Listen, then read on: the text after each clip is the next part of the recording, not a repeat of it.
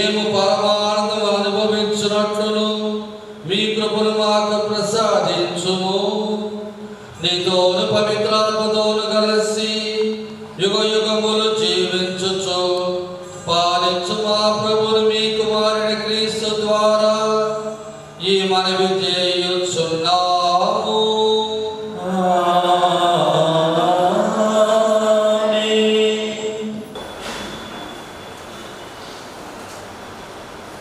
ప్రజలందరూ దూషించు ఒక మానవునిగా నన్ను సృష్టించితివి. ఇర్మియా గ్రంథము. ఇర్మియా పలికిన మాటలు విని అధికారులు రాజు చెంతకు పోయి అతనితో, మీరితనికి మరణశిక్ష విధించవలెను. ఇతడి మాటల ద్వారా నగరమున మిగిలి ఉన్న సైనికులను ప్రజలను నిరుత్సాహపరుచుచున్నాడు. ఇతడు ప్రజల క్షేమమును గాక నాశనమును కోరుచున్నాడు అని చెప్పింది. సిద్కియా, అతడు మీ ఆధీనంలో ఉన్నాడు, నేను మీకు అడ్డుపడజాలను కదా అనెను. అంతట వారు నన్ను కొనిపోయి త్రాటతో రాజవంశీయుడు మల్కియా బావిలోనికి దింపిరి. అది రాజప్రాసాదపు ఆవరణమున ఉన్నది. దానిలో నీరు ఒట్టిపోయి పూడిక మాత్రమే ఉన్నది. నేను దానిలో దిగబడితిని. కావున ఎబెద్మెలెకు రాజు వద్దకు పోయి అతనితో, ప్రభు, ఈ జనులు చెడ్డ పని చేసిరి. వీరు ఇర్మియాను బావిలో పడద్రోసిరి. నగరమున ఆహారం అయిపోయినది కనుక అతడు బావిలో ఆకలితో చచ్చునని చెప్పాను. రాజు అతనితో, నీ విజయం నుండి 3 మనుషులను తీసుకొని పోయి ఇర్మియా చనిపోకముందే అతనిని బావి నుండి వెలుపలకు లాగుము అని చెప్పాను. ఇది ప్రభు వాక్కు. ప్రత్యుత్తర గీతం. అందరూ, ప్రభు, నీవు నన్ను ఆదుకొనుటకు రమ్ము. నేను గంపడాసతో ఓర్పు వహించి ప్రభు కొరకు కనిపెట్టి ఉంటిని. ఎట్టకేలకతడు నా వైపు వంగి నా వేడుకలను ఆలించెను. అందరూ, ప్రభు, నీవు నన్ను ఆదుకొనుటకు రమ్ము. వినాశకరమైన గోతి నుండి, బురద గుంటల నుండి ఆయన నన్ను బయటికి లాగెను. నన్ను కొండ కొమ్మున నిలిపి నాకు భద్రత కల్పించెను. అందరూ, ప్రభు, నీవు నన్ను ఆదుకొనుటకు రమ్ము. అతడు నాకు క్రొత్త పాటను నేర్పెను. అది ప్రభువును స్తుతించు పాట. ఈ ఉదంతము నెరిగి అనేకులు ప్రభువునకు భయపడుదురు, అతనిని విశ్వసింతురు. అందరూ, ప్రభు, నీవు నన్ను ఆదుకొనుటకు రమ్ము. ప్రభు, నేను దరిద్రుడను, దీనుడను. నీవు నన్ను జ్ఞప్తి అందించుకొను. నాకు సహాయకుడను రక్షకుడను నీవే కనుక ప్రభు, జాగు చేయక నన్ను ఆదుకొనుము. అందరూ, ప్రభు, నీవు నన్ను ఆదుకొనుటకు రమ్ము.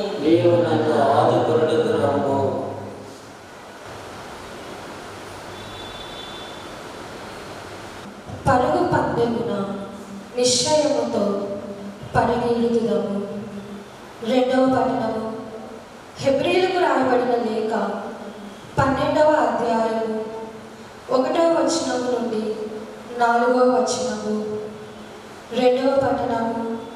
హెబ్రీయులకు రాయబడిన లేఖ 12వ అధ్యాయము 1వ వచనము నుండి 4వ వచనము. సహోదరులారా, ఈ మహాసాక్షి సమూహము మేఘము వలె ఆవరించి ఉన్నందున మనము సమస్త భారమును మనలను పెనవేసుకొని ఉన్న పాపములను వదల్చుకొని మన ఎదుటనున్న పరుగు పందెమున నిశ్చయముతో పరిగెడుదుము. మన విశ్వాసమునకు కారకుడు, పరిపూర్ణతను వసగువాడైన ఆ యేసుపై మన దృష్టిని నిలుపుదము. ఆయన తన ఎదుట ఉంచబడిన ఆనందము కొరకై అవమానములను లక్ష్య పెట్టక సిలువను మోసి ఇప్పుడు దేవుని సింహాసనమునకు కుడి ప్రక్కన కూర్చుండి ఉన్నాడు.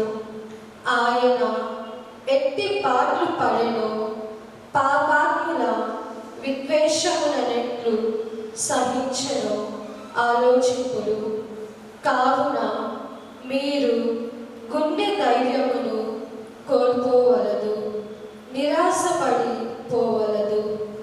మీరు పాపముతో పోరాడుటలో ఇంకను రక్తము చిందనంతగా ఎదిరింపలేదు.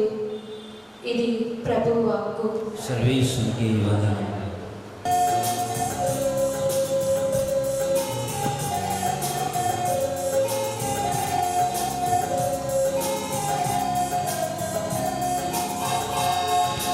దేవుని వాక్యం ముక్తికి మార్గం, పరమున చేసే వాక్యం, శాంతికి మార్గం, ప్రేమకు నిలయం, పరమున చేసే వాక్యం.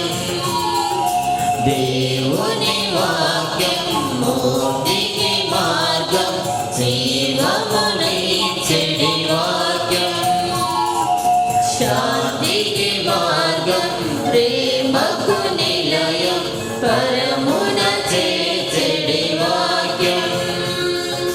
హల్లెలూయా హల్లెలూయా హల్లెలూయా హల్లెలూయా హల్లెలూయా హల్లెలూయా హల్లెలూయా హల్లెలూయా హల్లెలూయా హల్లెలూయా హల్లెలూయా హల్లెలూయా.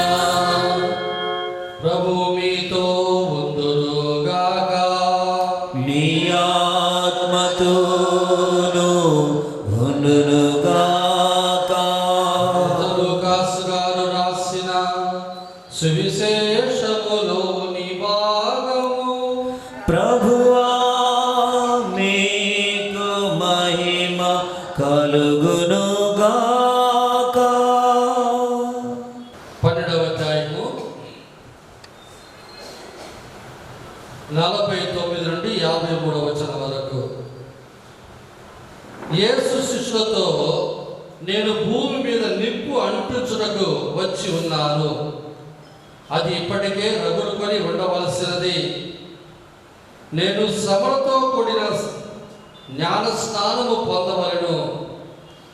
అది నెరవేరినంత వరకు నా మనసుకు శాంతి లేదు.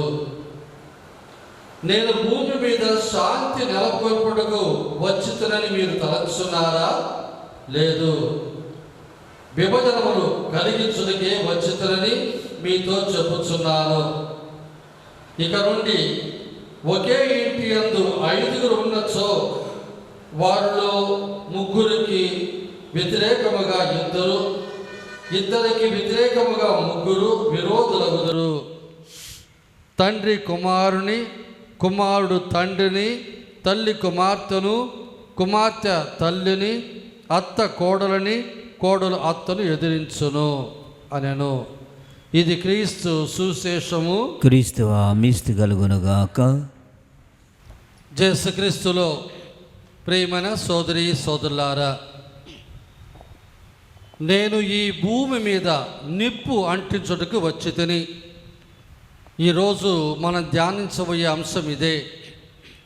యెషయా గ్రంథము 9:6లో మీకు ఒక శిశువు వసగబడును, ఆయన భుజముల మీద రాజ్యభారం ఉండును, ఆయన గొప్ప సలహాదారుడు, గొప్ప దేవుడు, గొప్ప తండ్రి మరియు సమాధానకర్త అని పిలువబడును అని యెషయా ప్రవక్త ముందుగానే రాబోయేటువంటి మెస్సియాను గురించి తెలియజేశారు.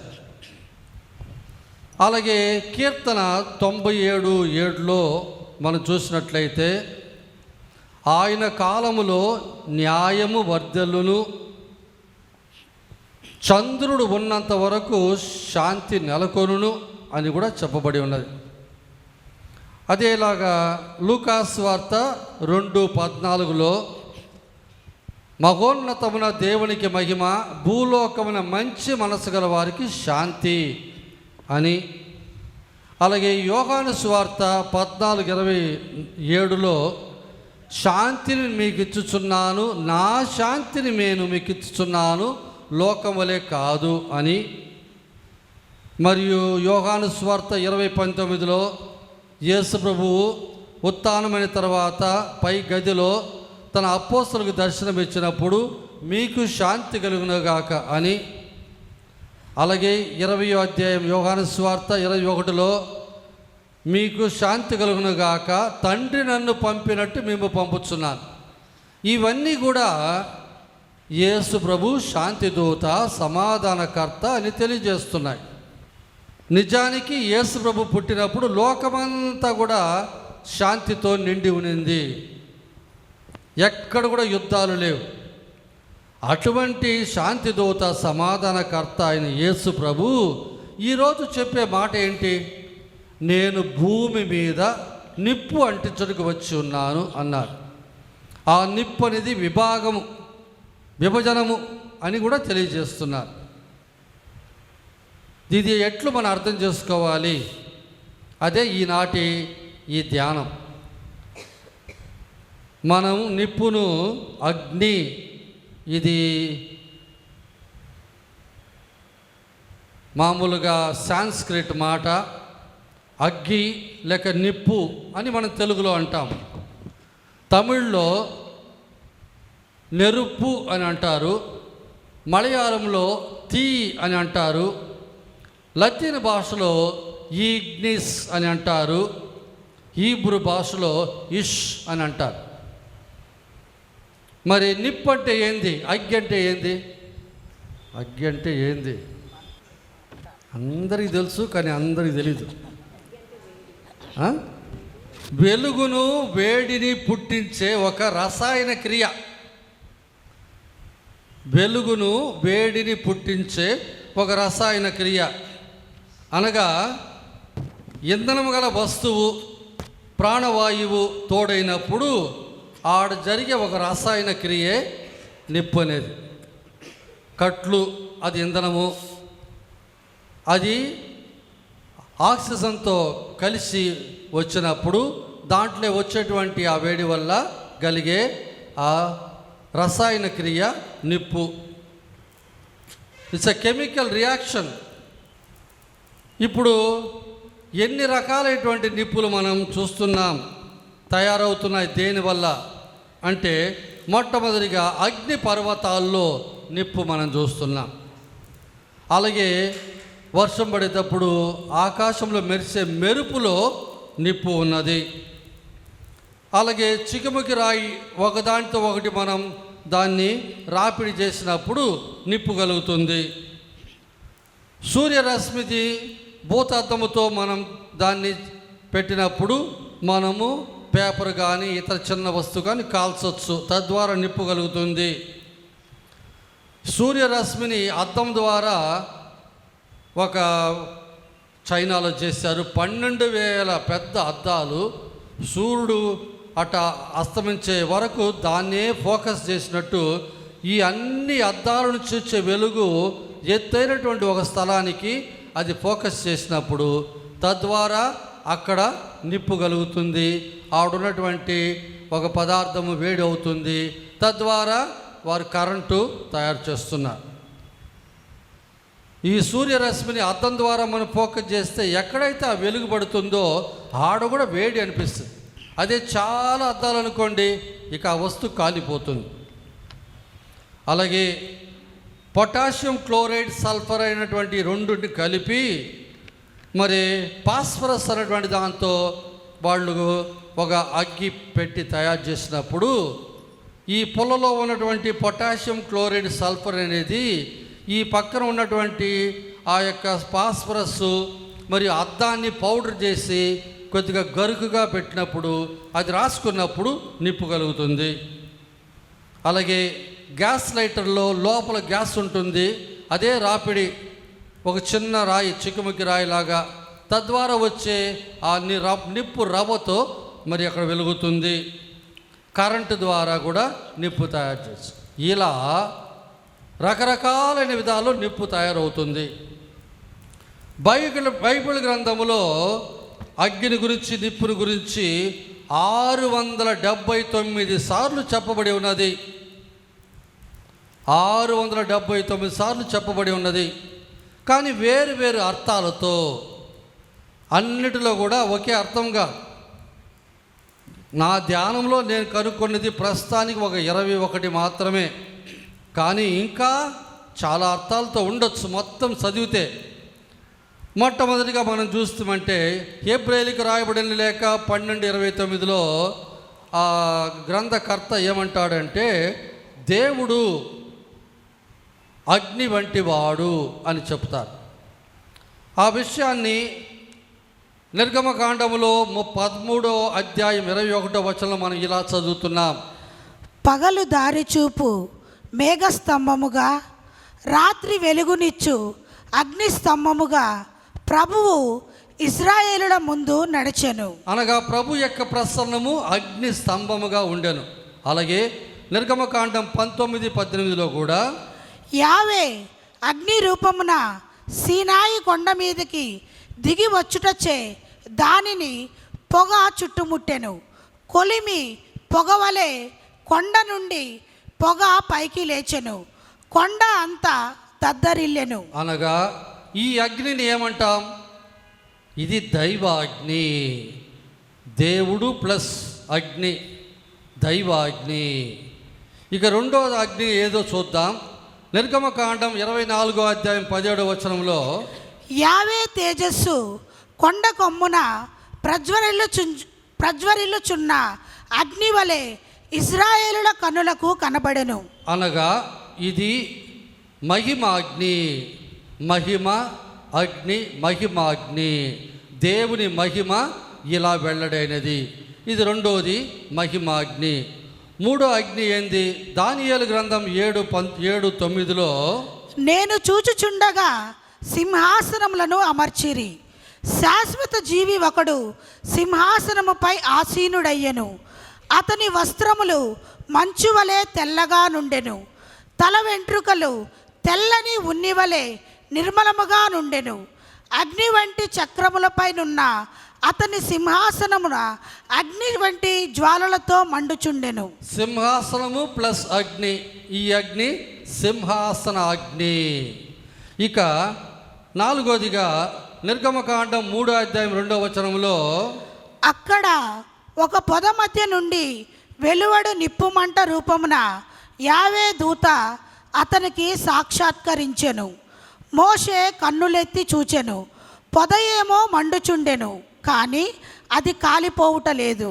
మోషేకి ఇచ్చినటువంటి దర్శనములో దేవుడు పొద మధ్య నుండి మండుచున్న ఆ మంటల నుండి ఆయన కనిపించను.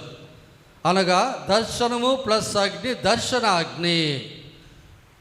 ఇక ఐదోదిగా నిర్గమకాండం 29:18లో పిమ్మట పొట్టేలునంతటిని బలిపీఠము మీద దహింపుము, ఇది ప్రభువునకు అర్పించు దహన బలి, దాని సువాసన ప్రభువునకు ప్రీతి కలిగించును. ఇది ప్రభువు కొరకై అగ్నిచే అమర్చిన దహన బలి. అనగా బలి సమర్పించినప్పుడు ఉపయోగింపబడినటువంటి అగ్ని బలి అగ్ని. బలి ప్లస్ అగ్ని, బలి అగ్ని, దహన బలి అగ్ని. ఇక ఆరోదిగా అపోస్తల చర్యలు 2:3లో అప్పుడు అగ్ని జ్వాలలు నాలుకల వలె విభాగింపబడి అక్కడ ఉన్న ఒక్కొక్కరి మీద నిలుచుట వారికి కనబడెను. అనగా పరిశుద్ధాత్మ అపోస్తల మీద అగ్ని నాలుకల రూపం వలె వేంచేసెను. పరిశుద్ధాత్మ అగ్ని, పరిశుద్ధాత్మ అగ్ని. ఇక ఏడోది యెషయా గ్రంథము 6వ అధ్యాయం 6-7 చదివితే అప్పుడు ఒక దేవదూత నా చెంతకు ఎగిరి వచ్చెను. అతడు మండుచున్న నిప్పు కణికను పీఠము మీద నుండి పట్టుకారుతో తీసి చేతబట్టుకొని వచ్చెను. ఆ కణికను నా నోటికి అంటించెను. ఇది నీ పెదవులకు సోకినది కనుక నీ పాపము తొలగిపోయినది, నీ దోషమునకు పరిహారము జరిగినది అని పలికెను. అనగా యెషయా ప్రవక్త పెదవులను ఆయన శుద్ధి చేసిన ఆ నిప్పుతో. కాబట్టి శుద్ధీకరణ అగ్ని. ఇక 8వది ఇర్మియా గ్రంథము 20వ అధ్యాయం 9వ వచనములో, నేను ప్రభువును జ్ఞప్తి యందుంచుకొనను, ఆయన పేరు మీదుగా మాట్లాడను అని అనుకుంటుని, కానీ నీ వాక్కు నా హృదయములలో అగ్నివలే మండుచు నా ఎముకలలోనే మూయబడినట్లు ఉన్నది. నేను ఆ వాక్కును లోపల అణిచి ఉంచుకొనవలెనని ప్రయత్నము చేసి చేసి విసుగు చెందితిని. దానిని ఇర్మియా ప్రవక్త అంటాడు, దేవుని యొక్క వాక్కు తన హృదయంలో అగ్ని వలె ఉండను, దాచిపెట్టలేకపోయాడు. ఖచ్చితంగా చెప్పాల్సిన అవసరం వచ్చినది. ఇది వాక్యము ప్లస్ అగ్ని, వాక్య అగ్ని. ఆ తర్వాత 1 రాజుల గ్రంథము 18వ అధ్యాయం 38వ వచనములో, అప్పుడు ప్రభువు పంపిన అగ్ని బలిపీఠము పైకి దిగివచ్చి పీఠమును కట్టెలను కందకములోని నీటిని దహించెను. ఆనాడు ఎలియా ప్రవక్త ఆకాశం నుంచి నిప్పు తెప్పించి ఆ బలిపీఠం ఉన్నటువంటి అగ్నిని ఆయన ఆ అగ్ని చేత దహించను. అనగా ప్రజలందరి ముందు యెహోవా దేవుడు అని దేవుడు ఈ అగ్ని ద్వారా సాక్ష్యం ఇచ్చను. సాక్ష్యం ప్లస్ అగ్ని, సాక్ష్యాగ్ని. ఇక 10వది 2 రాజుల గ్రంథము 2వ అధ్యాయం 11వ వచనములో, వారింకను మాట్లాడుకొనుచు ముందుకు సాగిపోవుచుండగా నిప్పు గుర్రములాగు అగ్నిరథమొకటి అకస్మాత్తుగా వారి నడుమ ప్రవేశించెను. వెంటనే సుడిగాలి చేత ఏలియా ఆకాశమునకు ఆరోహణమాయెను. ఎలియా ప్రవక్త ఎలీషా ప్రవక్త ఇద్దరు కలిసిపోయేటప్పుడు ఆకాశం నుంచి వచ్చినటువంటి ఆ యొక్క అగ్ని రథములో ఆయన మోక్షానికి కొనిపోబడెను. రథము ప్లస్ అగ్ని, రథమాగ్ని. ఇప్పుడు పరమగీతములో 8వ అధ్యాయం 6వ వచనంలో చూస్తున్నాం, నన్ను నీ హృదయము మీద నీ హస్తము మీద ముద్రవలే ధరింపుము. ప్రేమ మృత్యువంత బలమైనది, అనురాగము పాతాళ లోకము వలె తాను పట్టిన వారిని విడువనిది. ప్రేమ జ్వాలలు అగ్ని జ్వాలల వంటివి, నిప్పు మంటల వలె గనగనా మండునవి. కాబట్టి ప్రేమ ప్లస్ అగ్ని, ప్రేమ అగ్ని. తర్వాత 12లో జకరియా గ్రంథము 2వ అధ్యాయం 5వ వచనములో, ప్రభువే దానికి అగ్ని ప్రాకారముగా నుండి దానిని కాపాడుదుననియు తాను దాని మధ్య వైభవోపేతముగా వసింతుననియు అని మాట ఇచ్చెను. శత్రు బారు నుండి జెరూసలేమును దేవుడు అగ్ని గోడవలే ఉండి కాపాడుతానన్నారు. కాబట్టి రక్షణం ప్లస్ అగ్ని, రక్షణ అగ్ని. ఇక 13లో కీర్తన 104 4వ వచనంలో, గాలులు ఆయనకు దూతలు, తలతలలాడు మెరుపులు ఆయన బంటులు. అనగా ఈ పంచభూతాలు కూడా దేవుని యొక్క సేవకులు. కాబట్టి సేవ ప్లస్ అగ్ని, సేవ అగ్ని. ఇక 14లో కొరింథీయులకు రాయబడిన 1 లేఖ 3వ అధ్యాయం 13వ వచనంలో, క్రీస్తు దినము దానిని బహిరంగ పనిచిన నాడు ఒక్కొక్కని పనితనము తెలియనగును. ఏలైనా ఆనాటి అగ్నిజ్వాల ప్రతి వ్యక్తి పనితనమును బహిరంగపరచును. ఆ అగ్ని దానిని పరీక్షించి దాని నిజ స్వభావమును ప్రదర్శించును. కాబట్టి పరీక్ష ప్లస్ అగ్ని, పరీక్ష అగ్ని. 15లో సామెతల గ్రంథం 16వ అధ్యాయం 27వ వచనములో, దుష్టుడు ఇతరులకు కీడు చేయు మార్గమును వెదుకును, అతని పలుకులు కూడా నిప్పువలే కాల్చును. కాబట్టి ఇది ద్వేషం. దేశం వల్ల దుష్టుడు ఇతరులకు కీడు చేయును. కాబట్టి ద్వేషము ప్లస్ అగ్ని, ద్వేషాగ్ని లేక దుష్టాగ్ని. ఇక 16లో యాకోబు రాసిన లేఖ 3వ అధ్యాయం 6వ వచనములో, నాలుక నిప్పు వంటిది, అది ఒక దోష ప్రపంచము, దానికి నిలయము మన శరీరము. అది మన శరీరమునంతను మలినము చేయును, మన జీవితము సర్వస్వమునకు అది నిప్పు పెట్టును. దానికి ఆ అగ్నిజ్వాల నరకము నుండియే ప్రాప్తించును. కాబట్టి మన నాలుక నిప్పు వంటిది. నాలుక ప్లస్ అగ్ని, నాలుక అగ్ని. ఇక 17 దానియేలు గ్రంథం 13:20లో వారు ఆమెతో, ద్వారములు మూసి ఉన్నవి, మనలను ఎవరునూ గమనింపరు, మేము నీపై మరులుకొని కామాగ్నితో మాడిపోవుచున్నాము, కావున నీవు మా కోరిక తీర్చుము. దానియేలు గ్రంథంలో సుసాన్న కథ మీకు తెలిసి ఉండొచ్చు. సుసాన్న జ్వాకీము భార్య. ఆమెతో ఈ ఇద్దరు పెద్దలు కూడా వారు వ్యభిచారం చేయాలనుకున్నారు. దాని గురించి చెప్పినటువంటి ఈ వాక్యములో కామము ప్లస్ అగ్ని కామాగ్ని, లేక మోహము ప్లస్ అగ్ని మోహాగ్ని. 18లో 2 రాజుల గ్రంథం 1:10లో ఏలియా అతనితో, నేను దైవభక్తుడనేని మింటి నుండి నిప్పు దిగివచ్చి నిన్ను నీ 70 మంది బంటులను కాల్చివేయునుగాక అని పలికెను. వెంటనే నిప్పు దిగివచ్చి సైన్యాధిపతిని అతని బంటులను కాల్చివేసెను. ఎలియా ప్రవక్తను పట్టుకొని రమ్మని ఆనాటి రాజు 50 మంది సైనికులను పంపాడు. వాళ్ళని ఎలియా ప్రవక్త దేవుని యొక్క ఆజ్ఞానుసారం శిక్షించాడు. శిక్ష ప్లస్ ఆజ్ఞి, శిక్షాగ్ని. ఇక 19లో ఆదికాండము 19:24లో దేవుడు ఆకాశము నుండి సొదొమ గొమొర్రాల మీద అగ్ని గంధకమును కురిపించెను. దేవుడు ఆ పట్టణములను నేల మట్టము చేసెను. సొదొమ గొమొర్రా నగరాలు ఏ విధంగా అగ్నితో దేవుడు బూడిద చేశారు. ఎందుకంటే వారి పాపములు పండి దేవుని యొక్క కోపాగ్ని అవి చెలగిరేపాయి. కాబట్టి కోపము ప్లస్ అగ్ని కోపాగ్ని. 20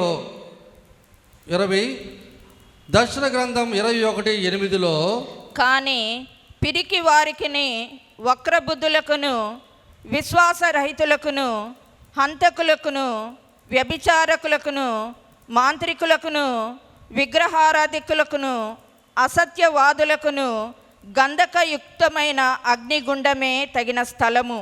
అదియే 2వ మరణము. ఆ 2వ మరణమే నరకము. నరకము ప్లస్ అగ్ని నరక అగ్ని. ఇక మరి యేసు ప్రభు చెప్పినటువంటి ఈ అగ్ని ఈ 20లో కనిపించలేదే. అది ఏం అగ్ని? లూకాసు వార్త 21, 51, 52 మనం చదివినప్పుడు నేను ఈ లోకానికి శాంతిని నెలకూర్చడానికి వచ్చిందని మీరు అనుకుంటున్నారా? కాదు, విభజించడానికే వచ్చితిని అంటారు. కాబట్టి విభజించే ఈ అగ్ని ఏంటి? విభజనాగ్ని. విభజన ప్లస్ అగ్ని విభజనాగ్ని. ఇదే అగ్ని గురించే ఈరోజు మనం ధ్యానం చేసుకుంటున్నాం.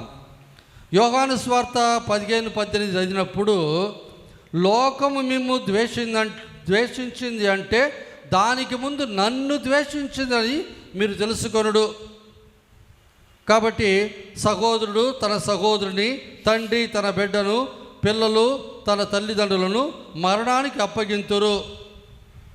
నిజానికి చెప్పాలంటే ఒక చోట అగ్ని కలిగినప్పుడు మనం దగ్గరికి పోలేం. అటువైపు ఇటువైపు మధ్యలో అగ్ని ఉంటే ఆ ఇద్దరిని కూడా అది విభజిస్తుంది. అందుకే కొన్నిసార్లు మనం తెలుగులో అంటాం, నిప్పులు లేకుండానే అగ్గి పెట్టేస్తారు అని. కలగం పెట్టి కుటుంబాలను విభజించేది. అందుకే అంటారు, పచ్చి కాపురంలో కలగం సృష్టించి విభజించే ఆ విధాన్నే వాళ్ళు ఇలా చెప్పేది. అలాగే పచ్చిగడ్డేస్తే బగ్గుమంటుంది అంటారు. కారణం అటువంటి విరోధం, ద్వేషము. అలాగే విశ్వాసముతో జీవించే ఏ ఒక క్రైస్తవుడు కూడా అవిశ్వాసులతో నుండి విభజించబడతాడు. వాళ్ళు తల్లిదండ్రులు కావచ్చు, అన్నదమ్ములు కావచ్చు, సొంత బంధువులు కావచ్చు, ఈ లోకమంతా కూడా అంతే. ఎవరైతే ప్రభువుని విశ్వసిస్తారో వారు తప్పకుండా లోకానికి విరోధులు అవుతారు. ఆ విరోధం ఎటువంటిదంటే వారిని వారు బాంధవ్యం నుండి, బంధుత్వం నుండి విభజిస్తుంది. పాకిస్తాన్లో పాకిస్తాన్లో అసాలి అనే ఒక అబ్బాయి 14 వయసు. ఆ అబ్బాయి మరి కరాచీలో చదువుకుంటూ ఉన్నాడు. వాళ్ళు ముస్లిం మతానికి చెందినవాళ్ళు. వాళ్ళ తల్లిదండ్రులు వాడికి 7 వయసు ఉన్నప్పుడే వాడు ఖురాన్ మొత్తం కూడా కంఠాపాఠం చేయాలని బలవంతం చేసేవారు. 7 వయసు నుంచే ఆ ఖురాన్ మొత్తం చదువుతూ వస్తున్నాడు. కానీ వాడు చదివే స్కూలు మాత్రం మన కాన్వెంట్ స్కూల్ లాగా. అక్కడ ఉన్నటువంటి వాళ్ళు అందరూ కూడా చాలా వరకు క్రైస్తవ పిల్లలు ఉన్నారు. వాళ్ళతో ఈయన కలిసి అప్పుడప్పుడు మాట్లాడేవారు. వాళ్ళు బైబిల్ గ్రంథం గురించి, యేసు ప్రభువు గురించి చెబితే ఈయన మహమ్మద్ గురించి, ఖురాన్ గురించి చెబుతూ ఉండేవాళ్ళు. అప్పుడప్పుడు వాళ్ళకి మధ్య కొన్ని వివాదాలు వచ్చేవి. ఆ వివాదాల్లో నాది గొప్ప, నీది గొప్ప అనుకుంటూ ఉండేవాళ్ళు. సరే, అప్పుడు వాళ్ళు అన్నారు, దేవుడు ఆ రోజు ఏ విధంగా సౌలును ఎన్నుకున్నాడో అలాగే నిన్ను కూడా ఎన్నుకుంటాడేమో అని అతని ఫ్రెండ్స్ అతనితో అనేవాళ్ళు అన్నమాట. ఒకరోజు వాళ్ళ స్నేహితులతో ఈ అజాలి ఒక పోటీ పెట్టాడు. ఏంటది? మీ పవిత్ర గ్రంథమైన బైబిల్ గొప్ప, మా పవిత్రమైన ఖురాను గొప్ప, మనం చూసేయాలా అన్నాడు. ఎలా చూద్దాం? 2 పుస్తకాలకి మనం నిప్పు పెడదాం. ఏదైతే కాలిపోతుందో ఇక అది మరి మనం నమ్మవలసిన అవసరం లేదు. ఏదైతే కాలదో అదే సత్యం అన్నారు. ఇక వీళ్ళు పోటీకి రెడీ అయ్యారు. అనుకున్న సందర్భానికి ఈ పుస్తకం, బైబిల్ పుస్తకం తీసుకొచ్చారు. వాళ్ళు ఖురాన్ తెచ్చారు. ఆడ పెట్టుకున్న తర్వాత కాల్చాలంటే భయం. ఇది ఎక్కడైనా బయటకన్నా తెలిస్తే మరి చట్టం ముందు అందరూ కూడా ఇక అపరాధులైపోతాం అని ఈ క్రైస్తవ పిల్లలు కాల్చడానికి ఇష్టపడలేదు. అప్పుడు ఆ అబ్బాయి అన్నాడు, సరే మీరేం దిగులు పడబాకండి, నేనే కాలుస్తా 2 పుస్తకాలు కూడా అన్నాడు. సరే, మొట్టమొదటిగా ఆ ఖురాన్ పుస్తకాన్ని పెట్టి నిప్పి పెట్టాడు. అది కొంతసేపుకి కాలి దగ్ధమై బూడిదైపోయింది. ఆ తర్వాత బైబిల్ గ్రంథానికి నిప్పు పెట్టేదానికి పోతే ఆ బైబిల్ గ్రంథం అట్టనే పైకి లేచి వచ్చి అతని యొక్క ఛాతీ మీద పడింది. ఆ దెబ్బకి వీడు కింద పడిపోయాడు. కింద పడిపోగానే అతని ఒంటి చుట్టూ పొగ అట్టనే పైకి లేచింది. కానీ అది అసలైనటువంటి మామూలు అగ్గిగా కాకుండా, నిప్పుగా కాకుండా, మంటగా కాకుండా ఏదో ఒక రకం వేరు అయినటువంటిది. తద్వారా వాడికి ఎటువంటి హాని కలగలేదు. కానీ ఒళ్ళంతా కూడా మొత్తం కూడా పొగతో నిండిపోతుంది. అప్పుడు కింద పడిపోయినటువంటి అసాలి చూశాడు. అక్కడ బంగారు రంగుతో ఉన్నటువంటి వెంట్రుకలు ఉన్నటువంటి తెల్లని వస్త్రాలు ధరించినటువంటి ఒక వ్యక్తి, 2 చేతుల్లో గాయాలున్నాయి. ఆయన చిన్నగా దగ్గరికి వచ్చి ఆ అబ్బాయి మీద చెయ్యేసి, నా కుమారుడా, ఈ రోజు నుంచి నువ్వు సువిశేషాన్ని ప్రకటిస్తావు, నీ దేవుడైన నేను నీతో ఉంటాను అన్న ఒక్క మాట విన్నాడు. ఇక బెత్తరపోయారు అందరూ కూడా. ఆ రోజు ఇంటికి వెళ్ళి వాళ్ళ నాయనతో, అమ్మతో చెప్పాడు. ఇలా జరిగింది అంటే వాళ్ళు ఎవరు నమ్మలేదు. లేదు, నిజమే, నా కండ్లారా చూసా, ఇది నాకు జరిగినటువంటి ఒక సంఘటన అని ఎంత మొత్తుకున్నా వాళ్ళు ఎవరు కూడా నమ్మలేదు. ఇక వాళ్ళు అనుకున్నాడు వీడికి పిచ్చి ముదిరింది అని ఇంట నుండి బయటికి గెంటేశాడు. ఆ తర్వాత ఇంట్లోకి అతని రానివ్వలేదు. ఆయన చిన్నగా వెతుక్కొని ఒక స్వామి దగ్గరికి వెళ్ళాడు, గుడికి వెళ్ళాడు. వెళ్ళి ఫాదర్తో ఇలా జరిగింది స్వామి అని స్వామితో చెప్పాడు. ఆ బైబిల్ గ్రంథం ఒకసారి ఇవ్వండి అన్నాడు. ఇచ్చారు. తీసి చదివాడు. అందులో మరియ మగ్దలేనమ్మ ఏ విధముగా ప్రభు చెంత చేరుకునిందో ఆ సంఘటన చదువుకున్నాడు. 1985 సంవత్సరము ఫిబ్రవరి నెల 17వ తారీఖు జ్ఞానస్నానం పొంది ఒక క్రైస్తవుడయ్యాడు.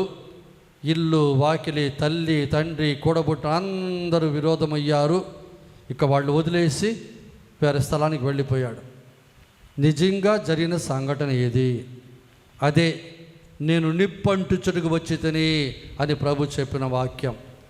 ఈ నిప్పు అనేది మనిషిని పాడు చేసేది కాదు, రక్షించేది. అలాగే ఇంకొక సంఘటనలో ఒక అమ్మాయి తన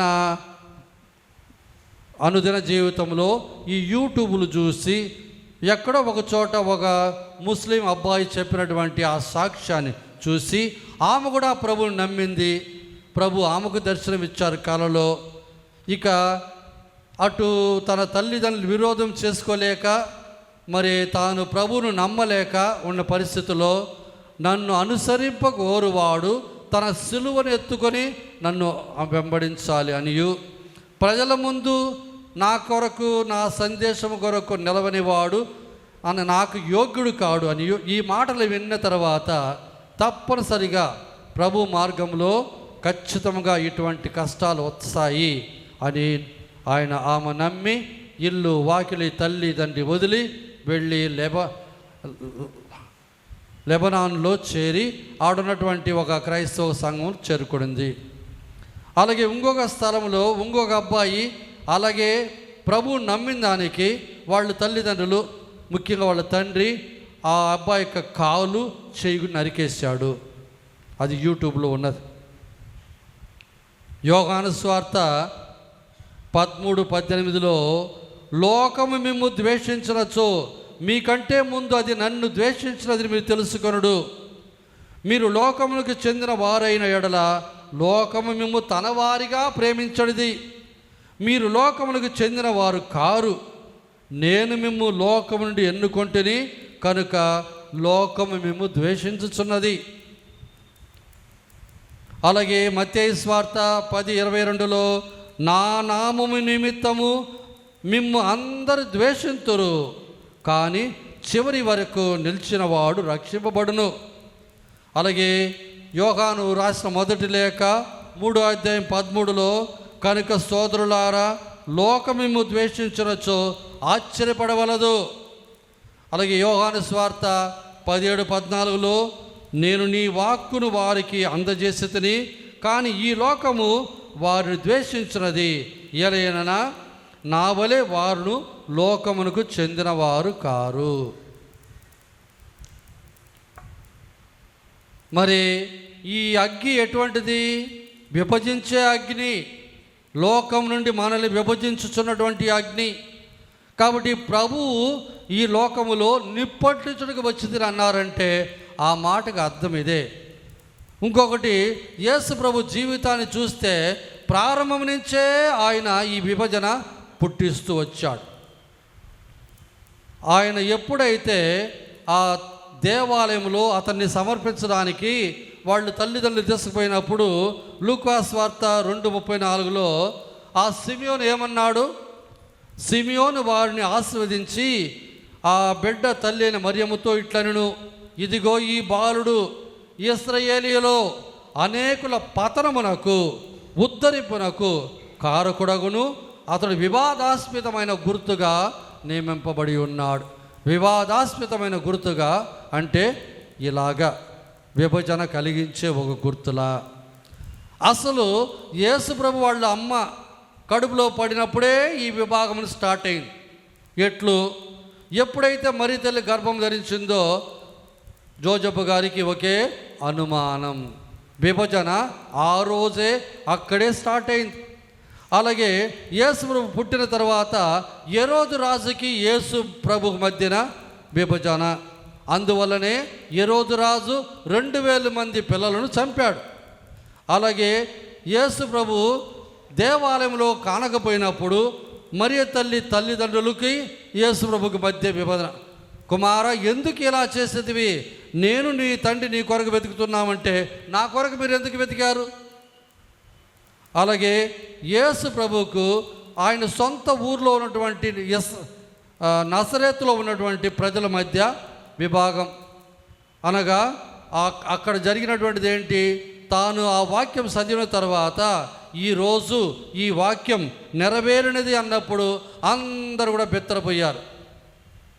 ఆ తర్వాత వచ్చినటువంటి వాక్యాలు చూస్తే చివరికి వాళ్ళందరూ ఆయన మీద ఆగ్రహం చెంది తమ ఊరు నిర్మించబడినటువంటి స్థలం నెట్టుకొని పోయి ఊరి బయట కొండ మీద నుంచి కింద దోయాలనుకున్నారు. అలాగే ప్రధాన యాజకులు, పరిసయ్యులు, ధర్మశాస్త్ర బోధకులు, సదుక్కయ్యులు, హెరోదీయులు వీళ్ళ మధ్య ప్రభు మధ్య విభాగం. యేసు ప్రభుకు 5 మంది విరోధులు ఉన్నారంటే వీళ్ళే వాళ్ళు. అలాగే యేసు ప్రభుకి తన శిష్యులకు మధ్య విభాగం. నన్ను, నా శరీరమును భుజించి నా రక్తమును పానము చేస్తే తప్ప మీకు నిత్య జీవం ఉండదు అన్నప్పుడు కొంతమంది ప్రభువును వదిలిపెట్టి వెళ్ళిపోయారు. శిష్యులకి ప్రభుకు మధ్య విభాగం. అలాగే పిలాతు మరియు ప్రజల మధ్య. పిలాతు ప్రభును విడిపించాలని ఎంత ప్రయత్నం చేసినా నువ్వు ఇతను విడిచిపెట్టినచో నువ్వు చక్రవర్తికి మిత్రుడు కాదు. ఆ దెబ్బకి ఆయన భయపడిపోయాడు. వారు ప్రభువుకు బదులుగా బరబ్బాసును వారు ఎన్నుకున్నారు. యేసుక్రీస్తులో ప్రియమైన సోదరి సోదరులారా, నేను ఈ భూమిలో నిప్పంటించుటకు వచ్చి ఉన్నానన్నారు ప్రభు. ఆ నిప్పు ఇదే. ఎవరైతే ప్రభువును విశ్వసించి వారి ఆజ్ఞానుసారం జీవించాలనుకుంటారో వారు తప్పకుండా ఇటువంటి ఇబ్బందులు గురి అవుతారు. మన జీవితంలో మత్తయి సువార్త, మార్కు సువార్త 3:34లో 8:34లో ప్రభు అంటారు, నన్ను అనుసరింపగోరువాడు తన్ను తాను త్యజించుకొని తన సిలువనెత్తుకొని అనుసరించాలన్నారు. అనగా ఈ విభాగం మనకు మన స్వార్థానికి మధ్య ఉన్నటువంటిది. అలాగే ప్రభు ఇంకొక చోట మనకున్న ఆస్తిపాస్తుల గురించి చెప్పేటప్పుడు మార్కు సువార్త 20:21 వారితో, నీవు వెళ్ళి నీకున్నదంతయు అమ్మి పేదలకిచ్చి నన్ను అనుసరించు, అప్పుడు నీకు మోక్షంలో ధనము చేకూర్చును అన్నారు. అనగా మనకున్నటువంటి ధనము ఆస్తిపాస్తుల మధ్య విభాగం. అలాగే మన కుటుంబానికి మనకు మధ్య లూకాసు వార్త 14:26 నన్ను అనుసరింపగోరువాడు తన తల్లిని, తండ్రిని, బిడ్డలను, సహోదరులను ద్వేషించి వదిలిపెట్టి నన్ను అనుసరించాలి, అట్టివాడే నా శిష్యుడు అవుతాడు అన్నారు. అలాగే లోకానికి మనకు మధ్య ఉన్నటువంటి విభాగం యోహాను సువార్త 15:18-20 ప్రభు అంటారు, ఇదిగో నన్ను అనుసరించినట్లయితే లోకము మిమ్ము ద్వేషించును, నేను మిమ్ము లోకము నుంచి ఎన్నుకొంటిని, నన్ను ద్వేషించినట్లే మిమ్మల్ని కూడా ద్వేషిస్తారు, నన్ను హింసించినట్టే మిమ్మల్ని కూడా హింసిస్తారు. చివరిగా మన ప్రాణానికి మన పిలుపునకు మధ్య విభాగం యోహాను సువార్త 12:25 నీ ప్రాణమును నువ్వు ప్రేమించినట్లయితే దాన్ని కోల్పోతావు, నా కొరకు, నా సందేశం కొరకు నీ ప్రాణము సమర్పించినట్లయితే నువ్వు జీవిస్తావన్నారు. యేసుక్రీస్తులో ప్రేమైన సోదరి సోదరులారా, ఈరోజు ప్రభు మనకు అందించే సందేశం అదే. మనము ప్రస్తుతానికి అదృష్టవంతులం, వేద హింసలు మన మధ్య జరగటం లేదు. అదే ఇతర స్థలాల్లో ఎన్నో చోట్ల క్రైస్తవులు హింసించబడుతున్నారు. ఆ హింస అనేది వారిని హింసించే వారి మధ్య సృష్టింపబడిన ఒక అగ్ని, ఒక విభాగం. అదే ప్రభు అని, ఈ లోకములో నేను నిప్పంటించుటకు వచ్చి ఉన్నాను చెప్పిన మాటకు అదే అర్థము. కావున మన జీవితంలో ప్రస్తుతానికి మనం సుఖముగా ఉన్నాం, ఎటువంటి ఇబ్బందులు ఇక్కట్లు ఆపతలు లేవు. కానీ ఇటువంటి జీవితంలో కూడా మన విశ్వాస జీవితాన్ని మనము జీవించడానికి పూర్తిగా మనం ఇష్టపడలేదు. ఆదివారం పూజకి, సగం పూజకి, 30 పూజకి వస్తే అప్పుడు నీకు ఎక్కడ అని విశ్వాసం ఉన్నట్టు? అదే ఈరోజు పరులను మనం అడిగే విషయం. నీకు ప్రభు కావాలంటే రా, ఇల్లు వాకిలే కావాలి, ఇంటికాడ ఉంటాను ఉండిపో, ఇంక పూజ ఎందుకు? అదే ఈరోజు ప్రభు మన అడిగే ప్రశ్న. పరలోకమును భూలోకమును సృష్టించిన సర్వశక్తి గల పితైన సర్వేశ్వరుని సృష్టించున్నాను. అతని యొక్క ఏకస్థుడును మన యొక్క నాథుడైన యేసుక్రీస్తును విశ్వసిస్తున్నాను. ఇతడు పవిత్రాత్మల గర్భమై కన్యమరియమ్మ నుండి పుట్టెను. పోన్స్ పిలాతుని అధికారములోనై పాటుపడి శిలువ మీద కొట్టబడి మరణం పొంది సమాధిలో ఉంచబడెను. పాతాళం దిగి మూడవ నాడు చనిపోయిన వాళ్ళ నుండి లేచెను. పరలోకమునకెక్కి సర్వశక్తి గల పితైన సర్వేశ్వరుని కుడి ప్రక్కన కూర్చుని ఉన్నారు. అక్కడ నుండి జీవించు వాళ్ళకును చనిపోయిన వాళ్ళకును తీర్పు చేయడానికి వచ్చును. పవిత్ర ఆత్మను విశ్వసిస్తున్నాను. పరిశుద్ధ కథోలిక సభను పునీతుల సంబంధ ప్రయోజనములను విశ్వసించుచున్నాను. పాపముల మన్నిపును విశ్వసించుచున్నాను. శరీరం యొక్క ఉత్థానమును విశ్వసించుచున్నాను. ప్రియ సహోదరి సహోదరులారా, విశ్వాసం కలిగి ఉండు అని ప్రభు మనలను కోరుచున్నారు. కాబట్టి ఈ పరిశుద్ధ సమయంలో మనకు మన క్రైస్తవ మిత్రులకు కావలసిన ఆధ్యాత్మిక శారీరక అవసరాల కోసం విశ్వాసంతో ప్రార్థన చేసుకుందాం. సర్వశక్తిగల ఓ సర్వేశ్వర, మా శ్రీసభ ఆధ్యాత్మిక కాపరి మేపరి అయిన మా లియో పాపు గారిని, మా ప్రకాశం పీఠాధిపతులను మరియు అంతోనిదాస్ పీఠాధిపతులను, గురువులను, మఠవాసులను, దైవ సేవకు, వాక్య పరిచర్యకు అంకితమైన ప్రతి దేవుని బిడ్డను మీకు ప్రత్యేకముగా సమర్పించుచున్నాము. వారు నిబద్ధత కలిగిన నాయకులుగాను, ఆధ్యాత్మికంగా అందరికీ దారి చూపే విశ్వాస యోధులుగాను, తమకప్పగింపబడిన మందలను చక్కగా కాచి కాపాడువారుగా దీవించుమని అందరూ ఓ ప్రభువా మా ప్రార్థన ఆలకించండి. ఓ ప్రభువా మా ప్రార్థన ఆలకించండి.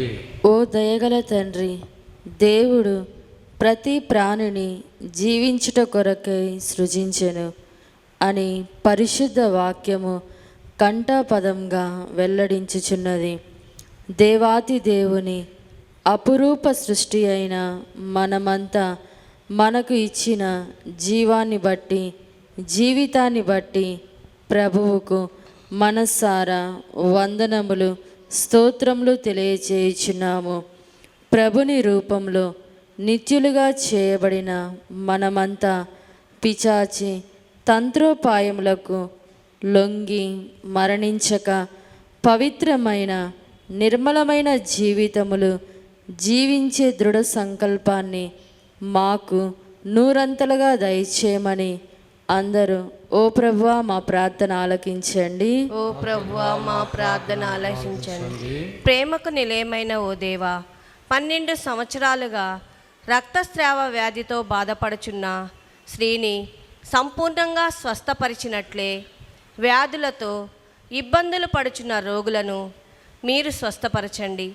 ఆర్థికముగా మానసికంగా బాధపడుచున్న వారికి మీరు ధైర్యాన్ని కల్పించండి.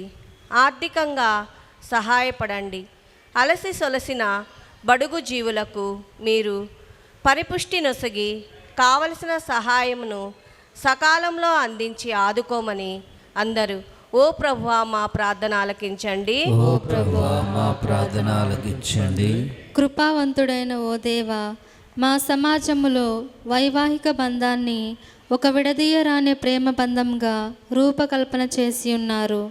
వివాహ బంధంలో అడుగిడిన ప్రతి భార్య, ప్రతి భర్త అడుగడుగున అనుక్షణము మీ పవిత్ర ప్రేమను గుర్తిస్తూ ఒకే హృదయంతో, ఒకే మనసుతో కలిసిమెలిసి జీవించులాగున దీవించండి.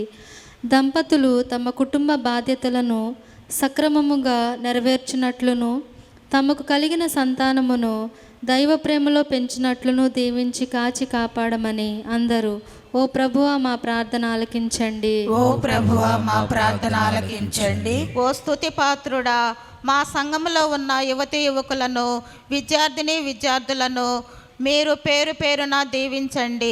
ఎదుగుతున్న దశలో వారికి కావలసిన తోడ్పాటును, వారి ఆశయ సిద్ధికి కావలసిన దీవెనలను దండిగా మెండుగా అందించి దీవించమని అందరూ ఓ ప్రభువా మా ప్రార్థన ఆలకించండి. ఓ ప్రభువా మా ప్రార్థన ఆలకించండి.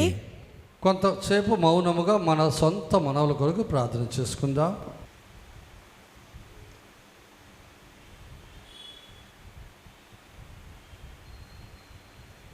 మన మనవులన్నీ కూడా మరి తెలియకరం ద్వారా ప్రభుకు సమర్పించుకుందాం.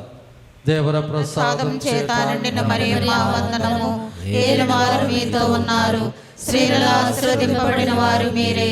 మీ గర్భఫలమగు యేసు ఆశీర్వదింపబడిన వారగునే.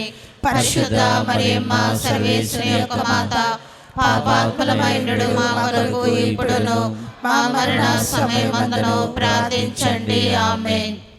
ప్రార్థించుదము. సర్వశక్తుల ఓ నిత్య సర్వేశ్వర, ఈ ఆదివారం విశ్రాంతి దినమున మేమంతా విశ్వాసంతో మీ చెంతకు వచ్చి ఉన్నాము. మా అందరినీ మీ ప్రేమగల బిడ్డలుగా మీ దైవరాజ్య స్థాపనకు సుశిక్షితులైన సైనికులుగా మలచండి. మా శిష్యరికములో ఎటువంటి అవాంతరాలు అవరోధాలు లేకుండా చేయండి. మా నాథుడైన క్రీస్తు ద్వారా మనవి చేయుచున్నాము. ఆమేన్.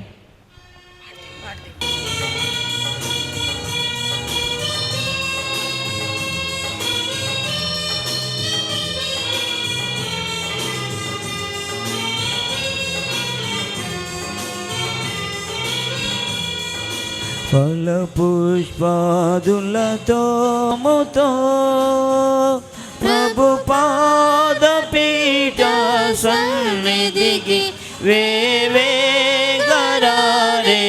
అర్పణకు. ఫల పుష్పాదులతో ఆబేలుని అర్పణము, హృదయ సమర్పణము. ఆబేలుని అర్పణము, హృదయ సమర్పణము. సంప్రీతితో మా కానుకలను అర్పించమేమిట చేరితిమి. సంప్రీతితో మా కానుకలను అర్పించమేమిట చేరితిమి. ఫల పుష్పాదులతో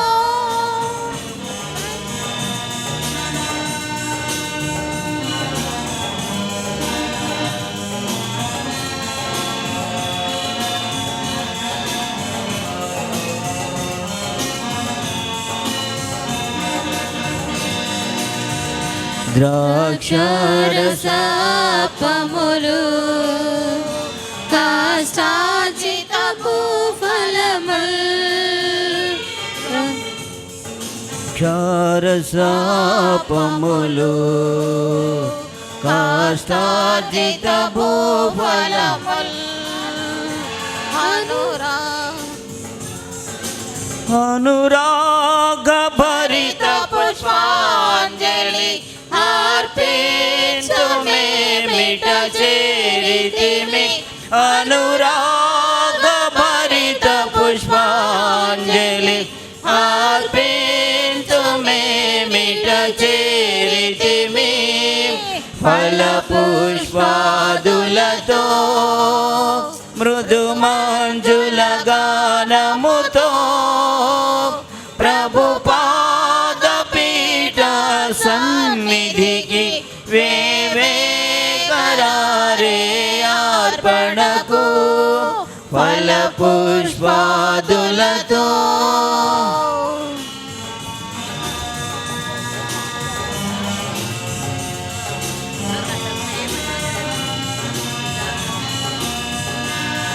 ఆబేలుని అర్పణము, సహృదయ సమర్పణము.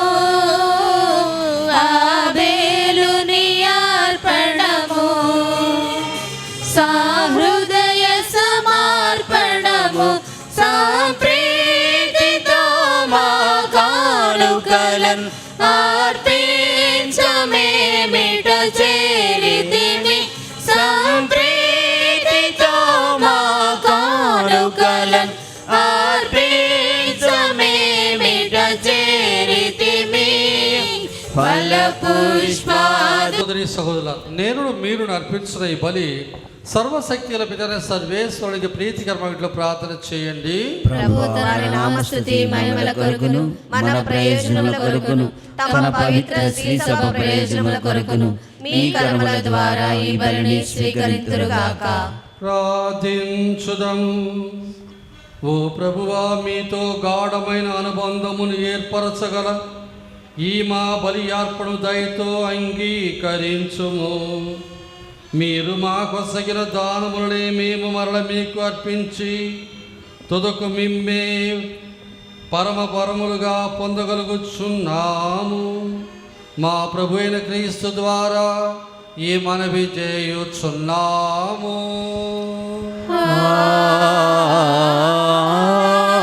ఆమేన్. మీతో ఉందురుగాక. నీ ఆత్మతోను ఉందురుగాక. మనస్సులను ఉన్నతమునకు త్రిప్పండి. ప్రభువైపు త్రిప్పియున్నాము. దేవుడైన ప్రభువునకు కృతజ్ఞత తెలుపుదము. కృతజ్ఞత తెలుపుట యుక్తము న్యాయము.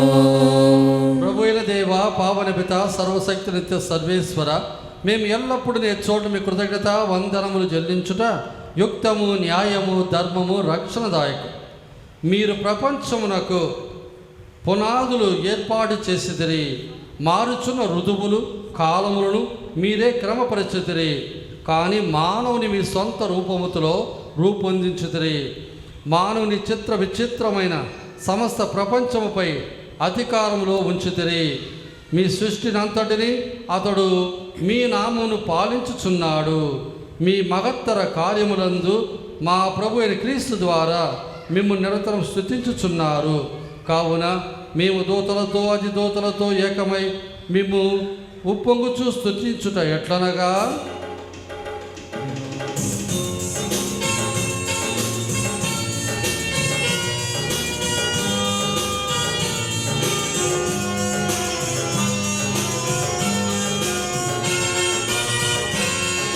హోసన్నా హోసన్నా హోసన్నా హోసన్నా హోసన్నా హోసన్నా హోసన్నా హోసన్నా. దళాధిపతి అయిన సర్వేశ్వరుడు హోసన్నా హోసన్నా. పరలోకమును భూలోకమును మీ మహిమతో నిండియున్నవి. మహోన్నతమున హోసన్నా మహోన్నతమున హోసన్నా మహోన్నతమున హోసన్నా మహోన్నతమున హోసన్నా. హోసన్నా హోసన్నా హోసన్నా హోసన్నా హోసన్నా హోసన్నా హోసన్నా హోసన్నా.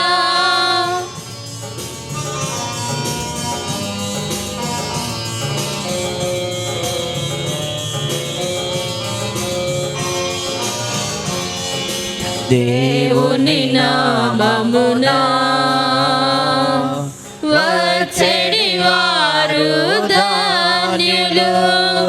మహోన్నతమున హోసన్నా మహోన్నతమున హోసన్నా మహోన్నతమున హోసన్నా మహోన్నతమున హోసన్నా హోసన్నా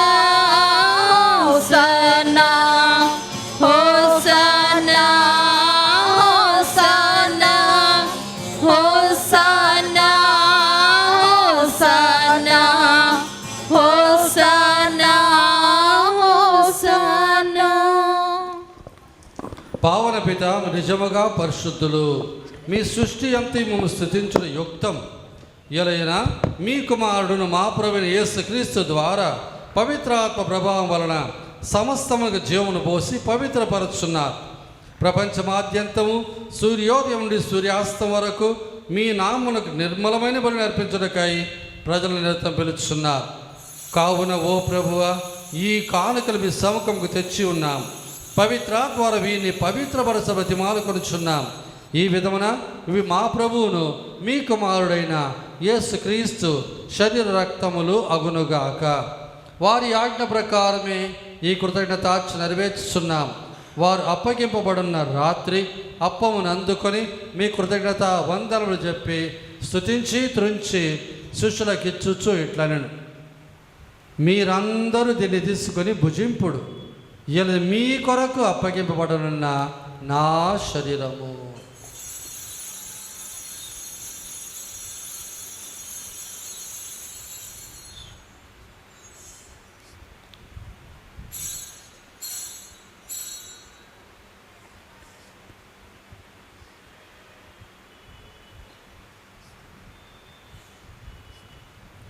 ఆ విధముగానే భోజనానంతరము పాత్రమును అందుకొని మరలా మీ కృతజ్ఞత వందనములు చెప్పి స్తుతించి శిష్యులకిచ్చుచు ఇట్లనెను, మీరందరూ దీన్ని తీసుకొని దీని నుండి పానం చేయుడు. ఎలైనా ఇది నూతన నిత్య నిబంధన యొక్క నా రక్తపు పాత్రం. ఇది మీ కొరకును అనేకుల కొరకును పాప పరిహారార్థమై దారబోయబడును. దీని నా జ్ఞాపకార్థం చేయుడు.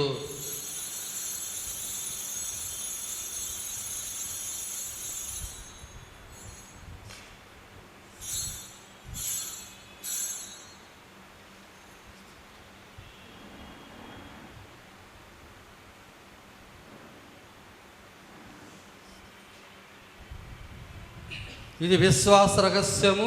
యేసువా, మీ మరణమును ప్రకటించెదము, మీ ఉత్థానమును చాటెదము. మీరు మరలా వచ్చే వరకు వేచియుందుము. కనుక తండ్రి, మీ కుమారుని రక్షణాయుతమైన శ్రమలను, అద్భుతమైన ఉత్థానమును, మోక్షారోహణను స్మరించుచు వారు మరల వేంచి ఎదురు చూచు మేము ఈ పవిత్ర జీవన బలిని కృతజ్ఞతతో మీకు అర్పించున్నాం. మీ పవిత్ర శ్రీ సభ యొక్క కానుకను ప్రీతితో వీక్షింప బ్రతిమాలు కొనుచున్నాం. తన మరణం ద్వారా మమ్ము మీతో సఖ్యపరిచిన మీ కుమారుని బలిని స్వీకరించుము. మేము వారి శరీర రక్తములతో పోషింపబడి పవిత్రాత్మతో నింపబడి వారి యందు ఏక శరీరము ఏక మనస్సు కలిగి ఉండినట్ల దయచూపము. వారేమో మీకు నిత్యార్పణగా రూపొందించుదురుగాక. మీరు ఎన్నుకున్న పుణ్యాత్ములతోనూ ముఖ్యముగా పవిత్ర కన్యయు దేవమాతైన మరియమాతతోనూ ధన్యురాయలైన మీ అపోస్తులతోనూ వేద సాక్షులతోనూ పుడిత జోజపు గారితోనూ చిన్న తెరేసమ్మ గారితోనూ సకల పుడితులతో పాటు మమ్మును మోక్ష భాగ్యములకు వారసులుగా చెయ్యము. ఎలైనా వీరి విజ్ఞాపన ప్రార్థనల నిరవధిక సహాయంపై మేము ఆధారపడి ఉన్నాము. ఓ ప్రభువా, మమ్మ మీతో సఖ్యపరిచి బలి లోకమంతటికి శాంతిని శ్రేయస్సును ప్రసాదించినట్లు బ్రతిమాలు కొనుచున్నాం. ఈ లోకమును యాత్ర చేయి మీ శ్రీసభను, మీ సేవకుడు మా లియో బాబు గారిని, మా ప్రకాశ్ మంతోడిదాస్ పీఠాధిపతులను, తదితర పీఠాధిపతులను, గురువులందరినీ, మీరు సంపాదించుకున్న ప్రజలందరినీ విశ్వాసమందును ప్రేమయందును దృఢపరపము. మీ చిత్త ప్రకారం మీ సముఖమున చేరి ఉన్న ఈ ప్రజల మనవులను ఆలకించము. దయగల తండ్రి, నలు దశల చెదిరిన మీ బిడ్డలందరినీ దయతో మీతో ఐక్యపరచుకొనము. చనిపోయిన మా సహోదరి సహోదరులను, మీ ప్రేమిదిలోకి వాడు విడిన వారందరినీ దయతో మీ రాజ్యములో చేర్చుకొనము. మేము రచన చేరి మీ మహిమను వీక్షించుచు నిత్యానందం పొందుదముగాక. మా ప్రభువైన క్రీస్తు ద్వారా మనవి చేయుచున్నాము. వారి ద్వారా మీరు సకల మేలులను లోకమునకు దయచేయుచున్నారు. క్రీస్తు ద్వారా, క్రీస్తుతో, క్రీస్తునందు సర్వశక్తి గల పితయైన సర్వేశ్వరా, పవిత్రాత్మతో నేకమయ్యుండు మీకు యుగ యుగములు గౌరవ మహిమలు కలుగునుగాక. గౌరవ మహిమలు మేలు కలుగునుగాక.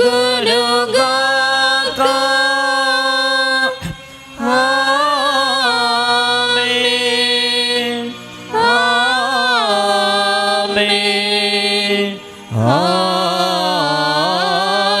ఆమేన్. మన రక్షకుడు ఇచ్చిన పరమోపదేశం అనుసరించి ప్రార్థింప సాగసింతము.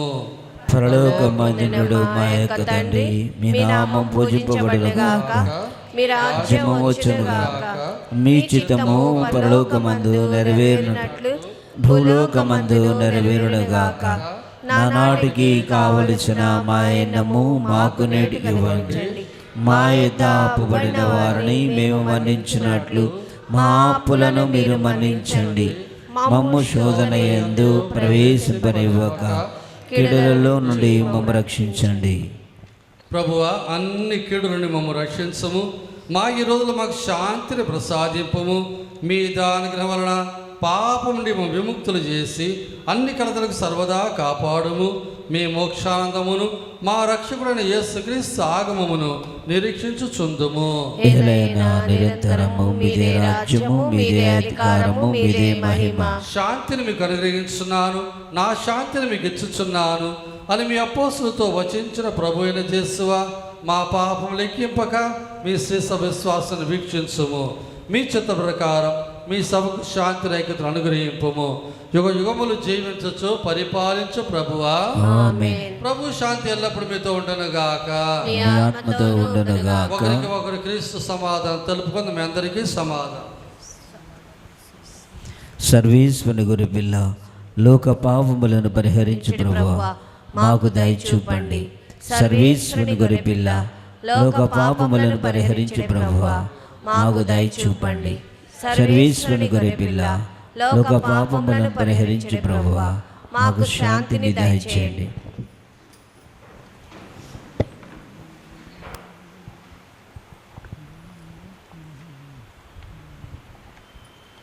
ఇదిగో సర్వేశ్వరుని గొర్రెపిల్ల, ఇదిగో లోకం యొక్క పాపములు పరిహరించుడు వారు యేసు ప్రభు, శాంతి దూత, సమాధానకర్త.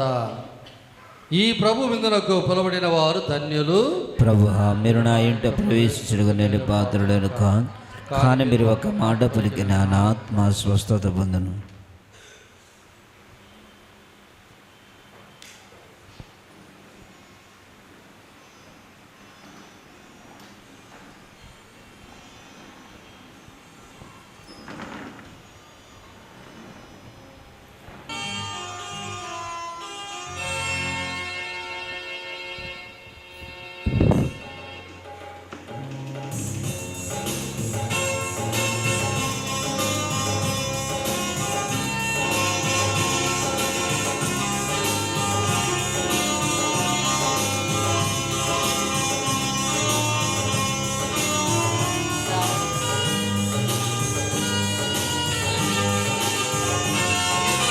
స్థలమున్నదా బిడ్డా, నీ హృదిలో స్థలమున్నదా?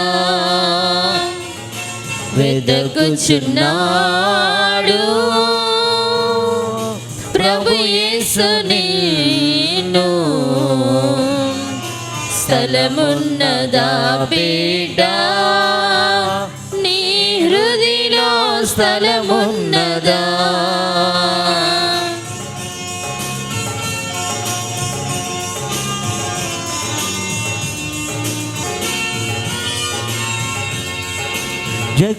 జక్కేయుడంటనే దిగి వచ్చెను, సంతోషంగా స్వీకరించెను. జక్కేయుడంటనే దిగి వచ్చెను, సంతోషంగా స్వీకరించెను. పాపములెల్లా బయలుపరచెను, పాపములెల్లా బయలుపరచెను. పరలోక సంతోషం కనుగొనెను, పరలోక సంతోషం కనుగొనెను. ఎంతో ఆనందం, ఎంతో సంతోషం యేసుని హృదిలో ఉన్నప్పుడు.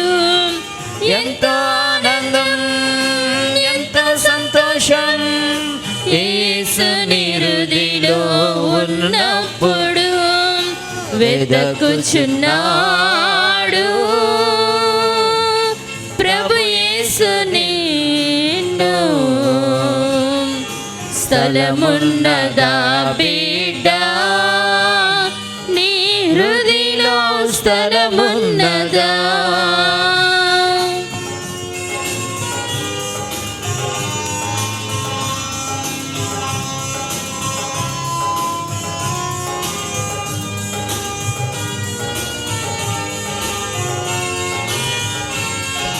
సిలువ మరణము నీ కోసమే, చిందిన రక్తం నీ కోసం. సిలువ మరణము నీ కోసమే, చిందిన రక్తము నీ కోసమే. నీ పాపం యేసు మోసెను, నీ పాపం యేసు మోసెను. జీవమిచ్చి నిన్ను రక్షించెను, జీవమిచ్చి నిన్ను రక్షించెను. ప్రభు యేసు నిన్ను. స్థలమున్నదా బిడ్డ నీ హృదయలో స్థలమున్నదా? వెదకుచున్నాడు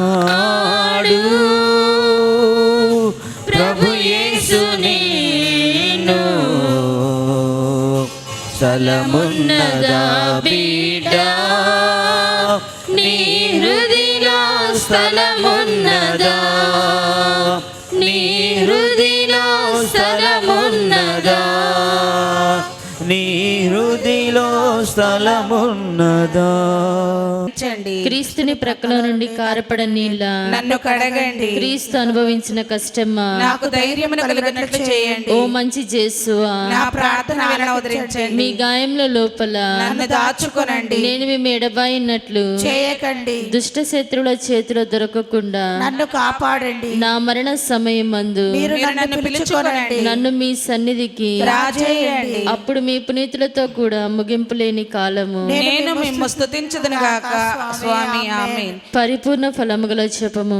మహామధురముతో నిండిన మంచి యేసువా, దాసురాలనైన నేను దేవరి వారి సముఖములో మోకాళ్ళ మీద నిలిచి సాష్టాంగపడి నా చేతులను నా కాళ్ళను తొలచినాను, నా ఎముకలన్నీ విరిచినాను అని దేవుని వారి పేరిట పూర్వకాలమందు దావీదు దీర్ఘదర్శి వచించిన దానిని నా కన్నుల ముందర చూచి దేవుని వారి యొక్క 5 గాయములను మిక్కిలి భక్తి పట్టుదలతోను దుఃఖముతోను నా అంతరంగమందు విచారించి తలంపుచే ధ్యానించెడు. ఈ సమయమందు దృఢమైన విశ్వాసము, నమ్మిక, దైవ ప్రేమయుడు సుకృత తలంపులను నా పాపముల మీద నిజమైన మనస్తాపమును వారిని దిద్దుకున్న మిక్కిలి దృఢమైన ప్రతిజ్ఞను నా హృదయమందు ముద్రింపచేయనవరించమని నా మంచి యేసువా దేవరి వారిని నా ఆత్మ యొక్క మేలైన ఆశాకాంక్షలతో బ్రతిమాలి ప్రార్థించున్నాను స్వామి. ఆమేన్. మన పరిశుద్ధ పాపగారి తలంపులు నెరవేరినట్లుగా వారికి మంచి ఆరోగ్యమును దయచేయమని పరలోకమందుండు మా యొక్క తండ్రి, మీ నామం పూజింపబడును గాక, మీ రాజ్యము వచ్చును గాక, మీ చిత్తము పరలోకమందు నెరవేరునట్లు భూలోకమందు నెరవేరును గాక. నానాటికి కావలసిన మా అన్నము మాకు నేటికి ఇవ్వండి. మా యొద్ద అప్పుబడిన వారిని మేము మన్నించినట్లు మా అప్పులను మీరు మన్నించండి. మమ్ము శోధన యందు ప్రవేశింపనివ్వక కీడుల్లో నుండి మమ్ము రక్షించండి. ఆమేన్. దేవవర ప్రసాదముల చేత నిన్ను మరియమ్మ వందనము. ఏలిన వారు మీతో ఉన్నారు, స్త్రీలలో ఆశీర్వదింపబడిన వారు మీరే. మీ గర్భఫలమగు యేసు ఆశీర్వదింపబడిన వారు అగునే. పరిశుద్ధ మరియమ్మ సర్వేశ్వరుని యొక్క మాత, పాపాత్మయుడు మా కొరకు ఇప్పుడును మా మరణ సమయమందును ప్రార్థించండి. ఆమేన్. పిత పుత్ర పవిత్రాత్మకు మహిమ కలుగును గాక. ఆదిలో కలిగినట్లు ఇప్పుడును మరెప్పుడును సదాకాలం మీకే స్తోత్రములు కలుగును గాక.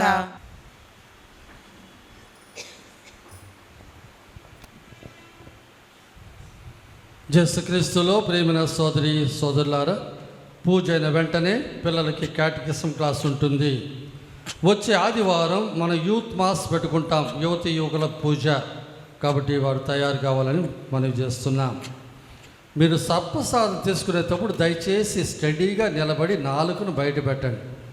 అట్లా లాక్కునేటట్టు కదిలేటట్టు చేస్తే నాలుగు సరిగా బయట పెట్టబోతే ఎక్కడ కింద పడుతుందా అని భయంగా ఉంది. మీరు స్టడీగా నిలబడండి, నాలుగు బయట పెట్టండి, అంతే. స్వామి చక్కగా నాలుగు మీద సప్సాదం పెడతారు. ఒక్కొక్కరు ఒక్కొక్క స్టైల్లో సప్సాదం తీసుకుంటున్నారు. కొంతమంది నాలుగే బయట పెట్టకుండా నోరు మాత్రం తెరిస్తే అది చక్కగా లేదు. కాబట్టి కొంచెంగా మీరు స్టడీగా నిలబడండి, నాలుక బయట పెట్టి కొంతసేపు ఒక్క క్షణం స్టడీగా ఉండండి. స్వామి సప్సాదం ఇస్తారు. తీసుకొని పరిగెత్తిపోయే మాదిరిగా కాకుండా, లేక గబక్కని లాక్కునేటట్టుగా కాకుండా, పేదాలతో సప్సాదం ఎవరు తీరు. కాబట్టి నాలుక బయట పెట్టాలి, కొద్దిగా పైకి. మరీ ఇంత పెడితే పడిపోయేటట్టుంది కింద. అందువల్ల మీరు కొద్దిగా అర్థం చేసుకోండి ఆ విషయంలో. బైబిల్ ప్రతిరోజు చదవాలి నేను మీకు తెలియజేస్తున్నాను. దయచేసి చదవండి. తల్లిదండ్రులు కొద్దిగా ప్రాముఖ్యత తీసుకోండి, పిల్లలకు నేర్పించండి. ఏ ఇంటిలోనైతే బైబిల్ గ్రంథం చదవబడుతుందో అక్కడ దుష్టాత్ముని యొక్క ప్రభావం ఏమాత్రం ఉండదు. యేసు ప్రభు తనకు వచ్చిన సోదరులు ఆ యొక్క సైతాన్ని పారదోలినది పరిశుద్ధ గ్రంథ వాక్యాలతోనే.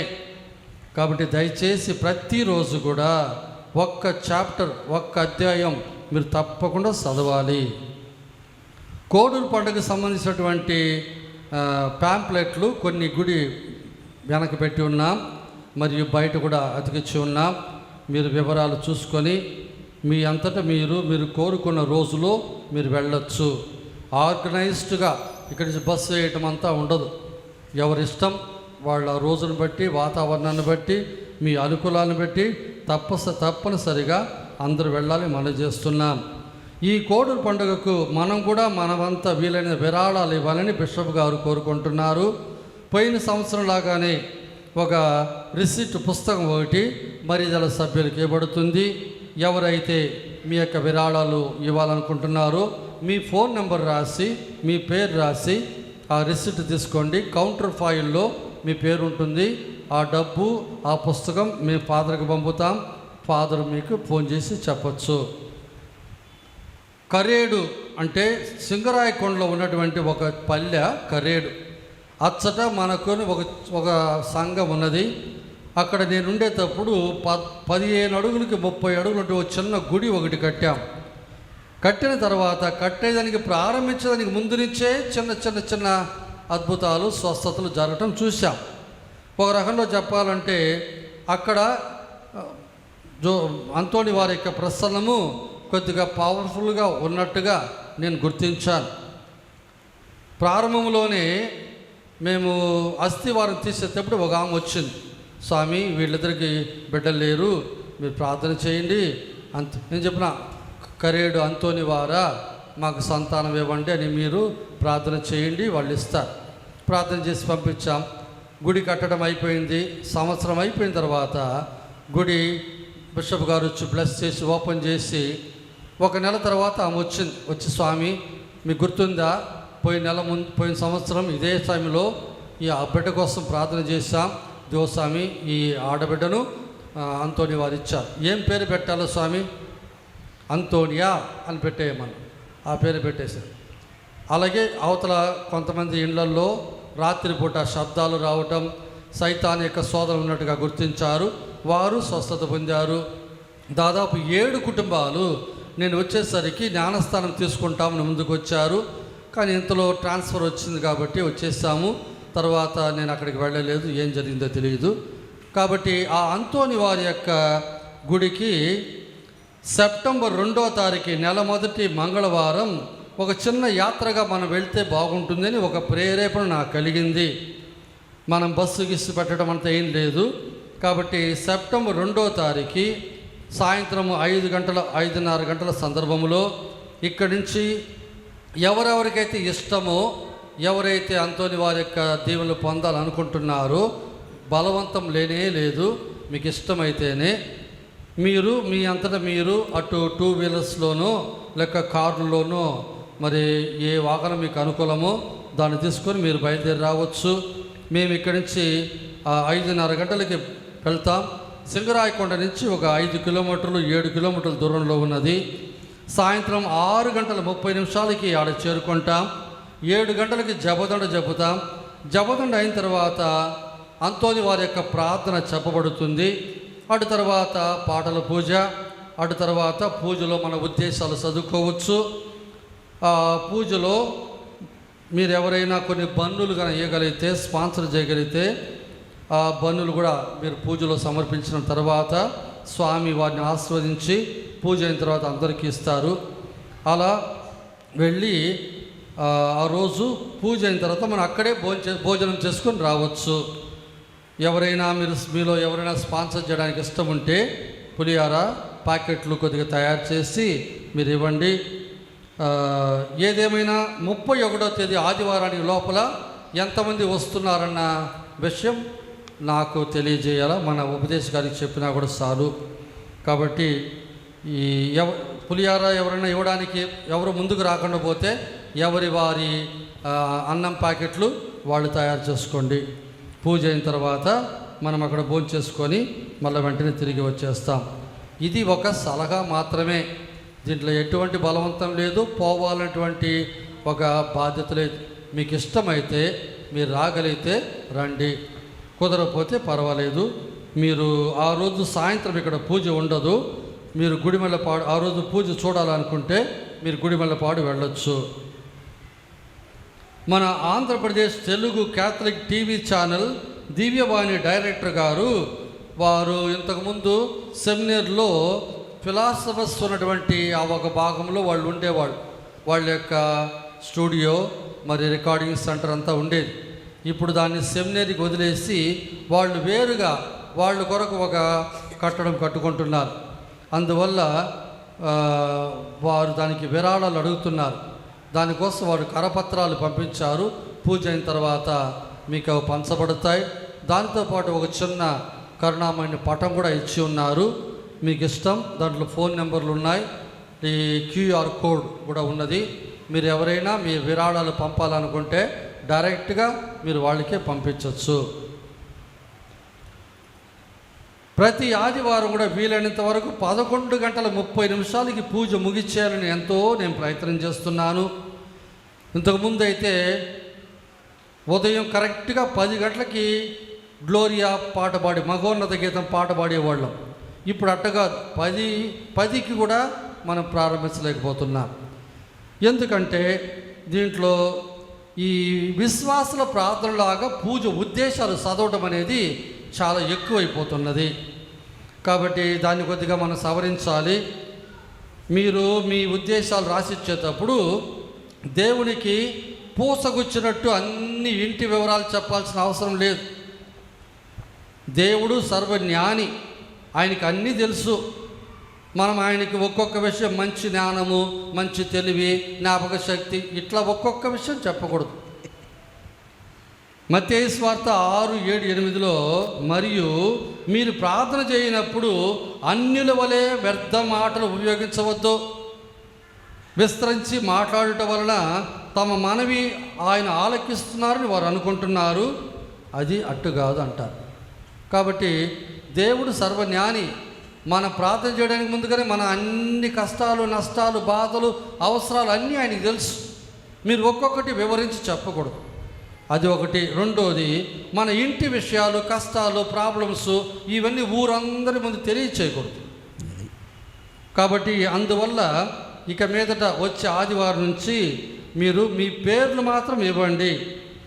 ఆ పేర్లు చదివిన తర్వాత వీరికి, వీరి కుటుంబ సభ్యులకు, బిడ్డలకు వారి వారి జీవిత స్థాయిని బట్టి కావలసిన ఆధ్యాత్మిక, శారీరక మేలులు దయచేయమని, వారు తలంచిన తలంపులు నెరవేరినట్లు చేయమని దివ్య బలి పూజ సమర్పిస్తున్నాం. ఈ 3 ముక్కలు చాలు. అలాగే చనిపోయిన వాళ్ళు కనుక ఉంటే ఈ కుటుంబం లేదా కృతజ్ఞత పూజ అయితే ఈ కుటుంబస్తులు పొందిన అన్ని మేలులకు, ఆశీర్వాదాలకి కృతజ్ఞత స్తోత్రముగా ఈ దివ్య బలి పూజ. లేక ఎవరైనా మరణించి ఉంటే వాళ్ళ పేర్లు చెప్పి వారికి నిత్య విశ్రాంతి దయచేయమని ఈ దివ్య బలి పూజ. అని చెప్పాలి. అంతేకాని మనం పెద్దదిగా అంత రాస్తుంటే అది సమయం ఎక్కువ అవుతుంది. పాట ఒక మాట ఎక్కువ పాడాలన్నా కుదరలా, ఒక మాట ఎక్కువ చెప్పాలన్నా కుదరలా, అన్నీ సవరించి చేయాల్సి వస్తుంది. అందువల్ల ఇది మొదటిది. రెండోది, మనం ప్రతి ఆదివారం కూడా 9 గంటలకి ఆరాధన మొదలు పెడుతున్నాం. అది అట్ట కాకుండా వచ్చే వారం నుంచి 8:55 అలా మొదలు పెడతాం. ఈరోజు అలాగే మొదలు పెట్టాం. అందుకే ఇప్పుడు 11:30లో ఉన్నాం. కాబట్టి వచ్చే వారం నుంచి 5 నిమిషాలు ముందుగానే ఆరాధన ప్రారంభమవుతుంది. ఈ విషయం గుర్తించండి. ముఖ్యంగా సగం పూజకు వచ్చేవాళ్ళు, ముప్పావు పూజకు వచ్చేవాళ్ళు మీరు అనుకున్నట్టుగా మనం ఇంకా టైం ఉందిలే తర్వాత కూర్చొని ప్రసంగం సమయంలో వచ్చి కూర్చున్న వాళ్ళు లేపి ఆడు కూర్చోవడం ప్రయత్నం, అది అసహ్యం. సంఘమంతా నిశ్శబ్దంగా వాక్యం వింటుంటే అప్పుడు మధ్యలో దూరి అందరినీ లేపి, అందరికి డిస్టర్బెన్స్. అది అలాగే లేటుగా వచ్చేవాళ్ళు దయచేసి వెనకనే కూర్చోండి, ఏం కాదు. లేదా స్థలం కావాలంటే ముందుగా రావాలి. సగం పూజకి, ముప్పావు పూజకి, పావు పూజకి, అటువంటి పూజకి మీరు రాబోయినా పర్వాలేదు. కుదరపోతే సాయంత్రం రండి. అంతేగాని కూర్చున్న వాళ్ళు లేపటం, నెట్టమని చెప్పటం, అందరిని మిమ్మల్ని చూడటం, అది ఒక పెద్ద డ్రామాలాగా అయిపోతుంది. ఈ విషయం చాలా సీరియస్గా తీసుకోమని మనం చేస్తున్నాం. పూజలకి డబ్బు మామూలుగా 100 రూపాయలు. పూజ పెట్టించేవాళ్ళు డబ్బు ఇచ్చి పేరు రాసుకోవాలా. నువ్వు పూజ పెట్టు, నేను తర్వాత డబ్బు ఇస్తా అని చెప్పకూడదు. ఇది కిరాణా కొట్టు కాదు, 2 మూట్ల బియ్యం వేసి తర్వాత ఇస్తా అట్లా చెప్పకూడదు. యాజకుడి వద్ద బలి వస్తువు తీసుకొచ్చి ఆ బలి వస్తువును సమర్పించమంటే ఆ యాజకుడు బలి సమర్పిస్తాడు. నువ్వు బలి వస్తువు ఇవ్వకుండా నువ్వు సమర్పించు, నేను తర్వాత ఇస్తా. అది వ్యాపారంలా ఉంటుందా? కాబట్టి అలా ఎవరు చేయకూడదు. బాగా గుర్తుపెట్టుకోండి. ఇంకొక ముఖ్యమైన విషయం ఇంతవరకు నేను చెప్పలేదు, చెప్తున్నాను. నేను వచ్చిన రోజు నుంచి మీరు ఇచ్చే పూజలన్నీ కూడా మేము దాన్ని ప్రింట్ తీసి ఆఫ్రికా మిషన్ సంబంధించినటువంటి గురువు దగ్గర పంపుతున్నాం. ఇప్పుడు మీరు ఈరోజు 10 పూజలు ఇచ్చారనుకుందాం. 10 పూజలకు కలిపి నేను ఒక్క పూజ చేస్తున్నాను. 10 మంది 10, 100, 1000 రూపాయలు ఇచ్చి ఉన్నారు. ఈ 1000 రూపాయలు నేను తీసుకుని ఒక పూజ చేస్తే అది నాకు న్యాయం కాదు. అందువల్ల తిరుసభ ఏమంటుంది? తిరుసభ చట్ట ప్రకారం ప్రతి గురువు కూడా ఒక్క పూజ డబ్బు మాత్రమే తీసుకోవాలి. అది గురువు కటనం, గురువు యొక్క వ్యక్తిగత డబ్బు, ఆయనకి ఇచ్చేటువంటి ఒక దానం. మరి ఈ 900 సంగతి ఏంటి? వాటి మొత్తం కూడా బిషప్ హౌస్కి పంపించాలి. అలా పంపేటప్పుడు బిషప్ హౌస్లో మీ పేర్లన్నీ చదువుతారా? చదవరు. మనలాగా వివరాలు చెప్తారా? చెప్పరు. వాళ్ళు ఏం చేస్తారు? ఒంగోలు స్వామి పూజ ఉద్దేశం కొరకు వాళ్ళు పూజలన్నీ 15 పూజలు, 10 పూజలు, 9 పూజలు. ఉద్దేశం ఏంది? ఒంగోలు స్వామి పూజ, అంతే. మీ పేర్లు కానీ మీ ఉద్దేశాలు కానీ చెప్పబడవు. నేను దానికి ఇష్టపడలేదు. అందువల్ల నేనేం చేస్తున్నాను, ఆ పేర్లన్నీ అట్టనే మా ఇంతకుముందు సింగరాయకొండలో నా కింద పనిచేసినటువంటి ఒక డీకన్ వాళ్ళు గురువు అయ్యి ఆఫ్రికన్ మిషన్స్లో ఉన్నారు. వారు నాతో 6 నెలలు ఉన్నారు. నా పద్ధతులు అని తెలుసు. నేను చెప్పాను, ఇలా పేరు పంపుతున్నా. గురువు ఏ గురువు అయితే ఈ పూజ చేస్తారో ఆ గురువు వాళ్ళ పేర్లన్నీ పూజలో చెప్పి, మరణించిన వాళ్ళు ఉంటే వాళ్ళ పేరు చెప్పి ఆ ఉద్దేశం కోసమే ఆ పూజ సమర్పించాలా. ఇలా చేస్తారా అని అడిగితే ఒప్పుకున్నారు. అప్పటి నుంచి ఈ పూజలు నెలకొకసారి 150 పూజలు, 180 పూజలు వారికి పంపుతున్నాం. అప్పుడు ఏమవుతుంది?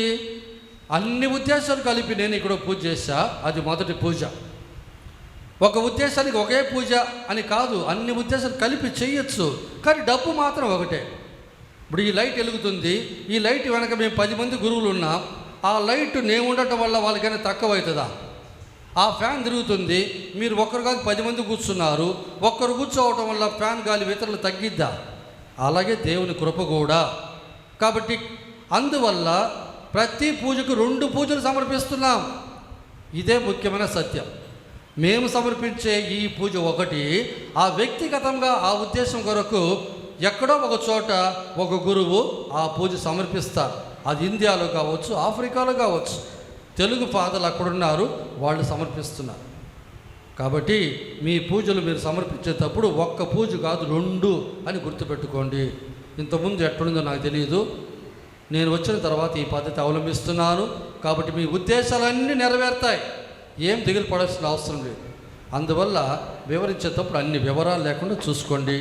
మీరు ఉపదేశికి స్వాతంత్రం ఇచ్చేయండి, ఆయన ఏ విధంగా రాసుకుంటాడో అట్లా చేసి చదువుతారు.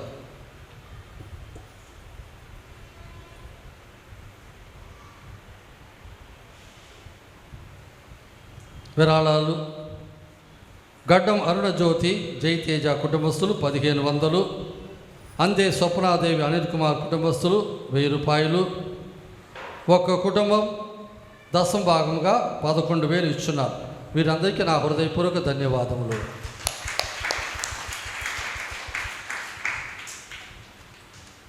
ఆగస్టు 19వ తేదీ మంగళవారం పుడిత జాన్ యూడస్ గారి పండుగ. ఆగస్టు 20వ తారీఖు బుధవారము పుడిత బెర్నాడ్ గారి పండుగ. ఆగస్టు 21 బేస్తవారము 10వ భక్తినాథ బాబు గారి పండుగ. ఆగస్టు 22 శుక్రవారం మరియ రాణి గారి పండుగ. ఆగస్టు 23వ తారీఖు శనివారము లీమా దేశపు రోజ్ గారి పండుగ. మన పాళెంలో ఉన్నటువంటి మరియమాత స్వరూపం వద్ద పోయిన 14వ తేదీ మనం పూజ చేయాల్సింది. అది వాతావరణం చక్కగా లేదు కాబట్టి మళ్ళీ ఇష్టం వచ్చిన రోజు పెట్టుకోవచ్చని చెప్పాను. వచ్చే శనివారం పెట్టుకుందామని వాళ్ళు తెలియజేస్తున్నారు. ఒకవేళ వాతావరణం అనుకూలంగా లేకపోతే మరి ఇంకొక రోజు మనం పెట్టుకోవచ్చు.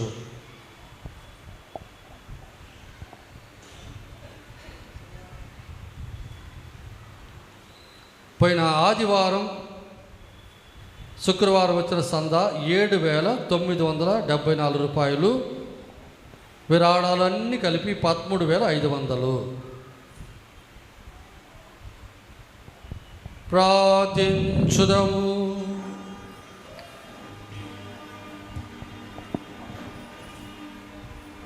ఓ ప్రభువా, ఈ దివ్య సంస్కారము ద్వారా మేము క్రీస్తుతో ఐక్యం అయితిమి. మేము ఈ లోకమున అతని పోలి జీవించి స్వర్గమందు అతని మహిమలో భాగస్థులగునట్లు మాపై మీ కృపను చూపుము. మా ప్రభు అయిన క్రీస్తు ద్వారా ఈ మనవి చేయుచున్నాము.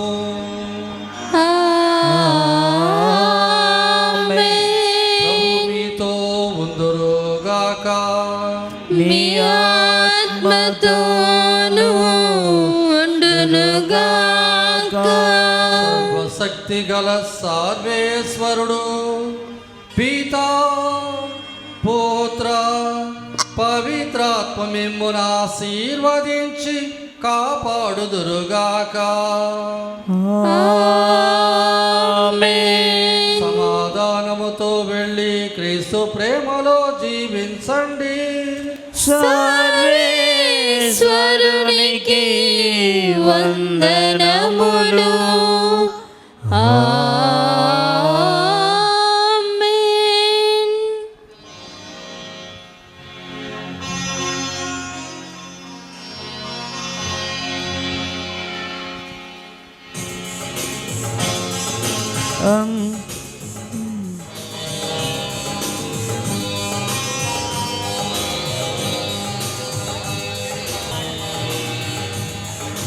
అందరూ నన్ను విడిచినా నీవు నన్ను విడువనంటివే. అందరూ నన్ను విడిచినా నీవు నన్ను విడువనంటివే. నా తల్లియు నీవే, నా తండ్రియు నీవే, నా తల్లిదండ్రి నీవే సయ్యా. నా తల్లియు నీవే, నా తండ్రియు నీవే, నా తల్లిదండ్రి నీవే సయ్యా. లోకము నన్ను విడిచినా నీవు నన్ను విడువనంటివే. లోకము నన్ను విడిచినా నీవే నా మిత్రుడ నీవే, నా బంధుమిత్రుడ నీవే నా బంధువు నీవే, నా మిత్రుడ నీవే, నా బంధుమిత్రుడ నీవే యేసయ్యా. వ్యాధులు నన్ను చుట్టినా, బాధలు నన్ను చుట్టినా, వ్యాధులు నన్ను చుట్టినా, బాధలు నన్ను ముట్టినా, నా కొండయు నీవే, నా కోటయు నీవే, నా కొండ కోట నీవే యేసయ్యా. నా కొండయు నీవే, నా కోటయు నీవే, నా కొండ కోట నీవే యేసయ్యా. దైవారుడు ప్రధాన పుణ్యాలు మీ పవిత్రాత్మ ద్వారా మా హృదయాలను రగిలింపజేసి మీ రాజ్య పాలన పట్ల అభిలాషను అధికము చేయండి. మీ యొక్క కృపా వరమ ద్వారా మా యందు సువార్త బీజములు వేరులోని మొలకెత్తి ఫలింపజేసి మంచి శ్రద్ధ గల వ్యవసాయకులుగా రూపొందునట్లు చేయండి.